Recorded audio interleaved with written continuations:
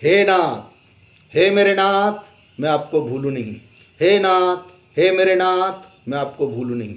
हे नाथ, हे मेरे नाथ, मैं आपको भूलूं नहीं। वसुदेव सुतं देवं कंस चाणूरमर्दनं देवकी परमानंदं कृष्णं वंदे जगद्गुरुं। कृष्णाय वासुदेवाय देवकी नंदनाय च नंद गोप कुमाराय गोविंदाय नमो नमः। प्रिय गीता प्रेमियों, गीता माधुर्य के अंतर्गत 18वें अध्याय का पाठ चल रहा है। आइए आज 50वें श्लोक से पाठ प्रारंभ करें।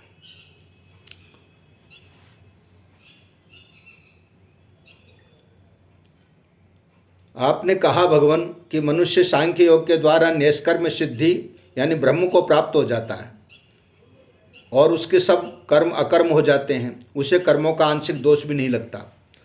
तो उस निष्कर्मिक सिद्धि को प्राप्त करने का क्या क्रम है? भगवान कहते हैं कि अंतःकरण की शुद्धि रूप सिद्धि को प्राप्त हुआ मनुष्य ब्रह्म को, जो कि ज्ञान की पराक निष्ठा है, जिस क्रम से प्राप्त होता है उस क्रम को तुम मुझसे संक्षेप में ही समझो।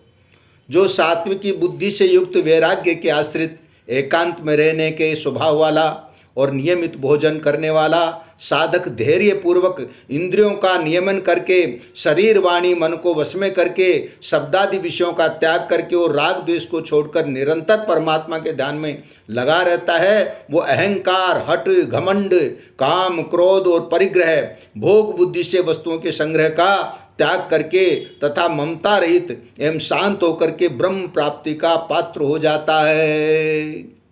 ऐसा पात्र होने पर क्या होता है भगवान? वह ब्रह्मभूत अवस्था को प्राप्त प्रसन्न मन वाला साधक न तो किसी के लिए शोक करता है, न किसी की इच्छा करता है तथा उसका संपूर्ण प्राणियों में संभाव हो जाता है। ऐसे साधक को मेरी पराभक्ति प्राप्त हो जाती है। पराभक्ति प्राप्त होने से क्या होता है? उस पराभक्ति से वो मैं जो कुछ हूँ और जैसा हूँ इस तरह मुझे तत्व से जानकर तत्काल मुझ में प्रविष्ट हो जाता है। आपकी प्राप्ति का और भी कोई बढ़िया उपाय है क्या? हाँ, बहुत बढ़िया उपाय है। वो क्या है महाराज? जो अनन्य भाव से मेरा आश्रय लेता है वो भक्त सदा सब कर्म करता हुआ भी मेरी कृपा से निरंतर रहने वाले अविनाशी पद को प्राप्त हो जाता है। तो मुझे क्या करना चाहिए? भैया, तू केवल मेरे परायण होकर के संपूर्ण कर्मों को चित्त से मेरे अर्पण कर दे, अर्थात संपूर्ण कर्म पदार्थ आदि से अपनापन हटा ले और तू समता को धारण करके निरंतर मुझ में मनवाला हो जा। आप में मनवाला होने से क्या होगा भगवान? मुझ में मनवाला होने से तू मेरी कृपा से संपूर्ण विघ्न बाधाओं का तर जाएगा। परंतु अगर तू अहंकार के कारण मेरी बात नहीं मानेगा तो तेरा पतन हो जाएगा। पतन कैसे होगा? अहंकार का आश्रय लेकर तूने युद्ध न करने का जो निश्चय किया है, तेरा वो निश्चय झूठा है, क्योंकि तेरा क्षात्र स्वभाव तुझे युद्ध में लगा ही देगा। हे कुंती नंदन, अपने स्वभाव जन्य कर्म से बंधा हुआ तू मोह के कारण जो युद्ध नहीं करना चाहता उसको तू क्षात्र स्वभाव के परवश होकर के करेगा। तो वो क्षात्र स्वभाव कैसे युद्ध रूप कर्म कराएगा महाराज? हे अर्जुन, अंतर्यामी ईश्वर संपूर्ण प्राणियों के हृदय में स्थित है। वो अपनी माया से शरीर रूपी यंत्र पर आरूढ़ हुए संपूर्ण प्राणियों को उनके स्वभाव के अनुसार घुमाता है। तो इस परवस्था से निकलने का उपाय क्या है भगवान? भगवान कहते हैं कि हे भरतवंशी अर्जुन, तू सर्वभाव से उस अंतर्यामी ईश्वर की ही शरण में चला जा। उसकी कृपा से तुझे संसार से सर्वथा उपरति और अविनाशी परम पद की प्राप्ति हो जाएगी। मैंने ये गोपनीय से गोपनीय शरणागति रूप ज्ञान तुझसे कह दिया है। अब तू इस पर अच्छी तरह से विचार करके जैसा चाहता है वैसा कर। मैं तो अपनी इच्छा के अनुसार कुछ नहीं करना चाहता भगवान, आप ही बताइए कि मैं क्या करूं। तब तू मेरे इस संपूर्ण गोपनीय से गोपनीय परम वचन को फिर सुन। तू मेरा अत्यंत प्यारा है, इसलिए मैं तेरे हित की बात कहूँगा। वो हित की बात क्या है भगवान?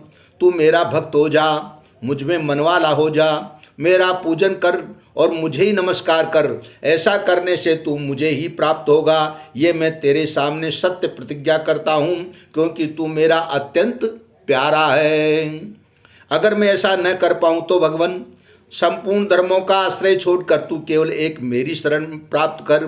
मैं तुझे संपूर्ण पापों से मुक्त कर दूंगा, तू चिंता मत कर। ये तो आपने बहुत सुगम और बढ़िया बात बताई भगवान। इस बात को मैं सबसे कह सकता हूँ क्या? नहीं नहीं नहीं भैया, इस अत्यंत गोपनीय बात को असहिष्णु मनुष्य को मत कहना। जो मेरा भक्त नहीं है उसको भी कभी मत कहना। जो इस बात को सुनना नहीं चाहता उसको भी मत कहना। और जो मुझ में दोष दृष्टि रखता है उसको भी मत कहना। पर इसके सिवाय आपने जो और बातें कही है उनको किससे कहना चाहिए?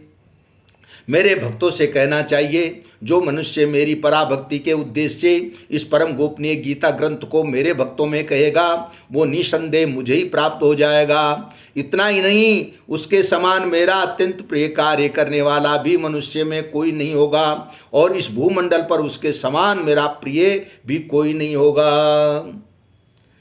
अगर कोई ऐसा कार्य न कर सके तो जो मेरे और तुम्हारे इस धर्ममय संवाद का अध्ययन भी करेगा, उसके द्वारा मैं ज्ञान यज्ञ से पूजित होऊंगा, ऐसा मेरा मत है।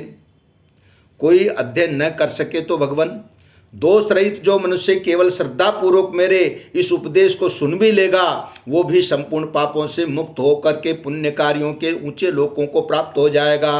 हे पार्थ, मैं तुमसे ये पूछता हूँ कि क्या तुमने इस उपदेश को एकाग्रचित होकर सुना? और हे धनंजय, क्या तुम्हारा अज्ञान से उत्पन्न मोह नष्ट हुआ?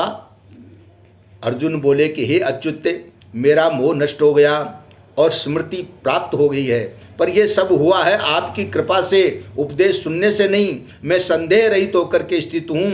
अब मैं आपकी आज्ञा का पालन करूँगा। श्री कृष्ण गोविंद हरे मुरारे, हे नाथ नारायण वासुदेवा। श्री कृष्ण गोविंद।